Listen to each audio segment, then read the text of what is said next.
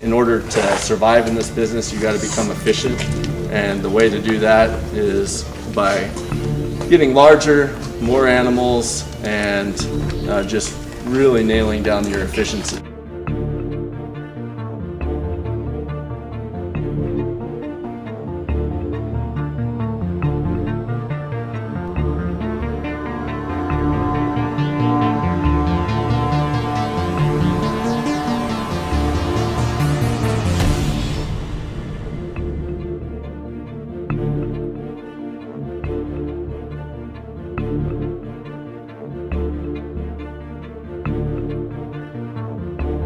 And they just balloon out, right?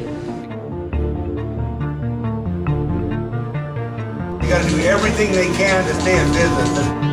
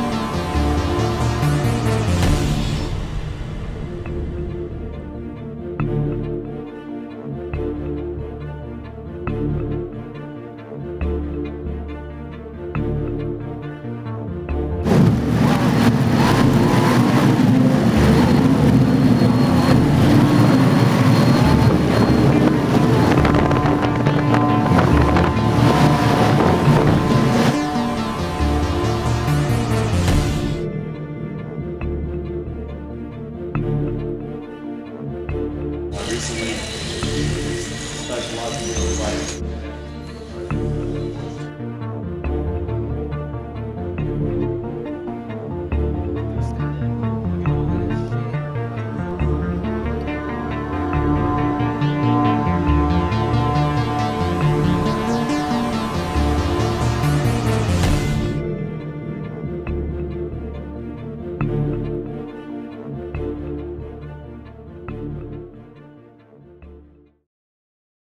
Do you use any hormones or anything on them, or this is just natural? No. Just like this? It's just what it is on goats. You're talking about hormones, they used to use them on, guys would use them on cows. Yeah. I never used them on mine, but the reason they do it is it's a hormone that's already in the cow. They give it to them, they produce out further and longer. And it's not like it's a hormone they don't have in them. The reason I didn't use them on my cows, not on my goats, but on my cows, is I think they're going to break down their bodies. They're asking too much out of them. They make more money that way, but they're asking too much out of them, and they're going to end up having increased antibiotic use. Less than a century ago, the majority of meat came from small family farms, not contracted to large corporations. It was nutritious and relatively inexpensive. It was generally free range, free bacteria and disease, and you could be sure it had lived out its life in comfort, and no hormones or antibiotics were used. Unfortunately, in the East, though, the meat industry as we know it was rising in the 1900s. As the population grew, the corporations moved west, and the meat industry found a niche.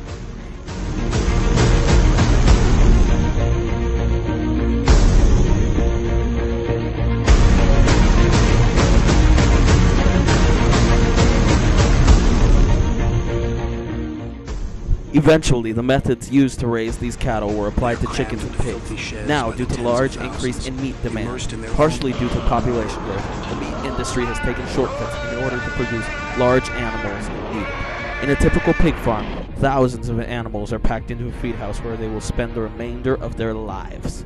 They are fed corn byproducts and are injected with steroids in order to speed up their rate of growth. The corn byproducts build up in the systems of the animals, acidifying the pH of their bloodstream and bloating the stomach, which would eventually lead to animal death. When they reach market size, they are transported to slaughterhouses, where they are stunned with bolt guns and then sent through the line on meat hooks. They are then slaughtered and sent to be disassembled into the various cuts of meat seen at the market. These cuts are made extremely fast, and the blades contaminated with fecal matter are often used for several purposes, thus likening the chance for E. coli contamination. After this, the meat is decontaminated with a weak ammonia solution, the same compound used in bathroom cleaners, and is packaged in carbon dioxide-filled containers that give the illusion of freshness. The carbon dioxide prevents the cells from oxidizing, preventing the meat from spoiling, even if it has. This has led to over 7,000 customers being infected yearly, according to the Sustainable Table. And yet, there is little that can be done to improve the conditions at these farms without sacrificing profit. In addition to this sacrifice, over 1/3 of all meat workers sustained an injury in 2009 related to their line of work. What we stand for is producing a high-quality, safe product for the consumer, which is all of you guys.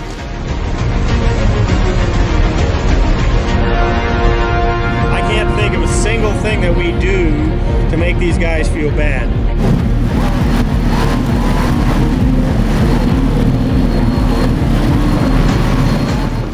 Conditions at factory farms are far from natural or healthy. Not surprisingly, the rate of obesity has skyrocketed all over the world due to the increase in consumption of processed foods. Among these foods are the general snack foods such as soda and refined sugars, but the other culprit, meat, is often overlooked. Modern meat is often rich in unhealthy omega-6 oils due to the fact that animals are fed a primarily corn diet. Omega-6 oils lead to cardiovascular blockage and are also suspected of causing colon cancer. However, free-range animals produce omega-3 oils, which are considered to be more beneficial and are commonly found in seafood. Unfortunately, these meats are up to twice the price of conventional meats and can usually only be found in specialized health food stores. By finding these sources of meat and supporting them, we can create a higher demand for higher quality meat, thus lowering the prices and shaping the industry as we know it.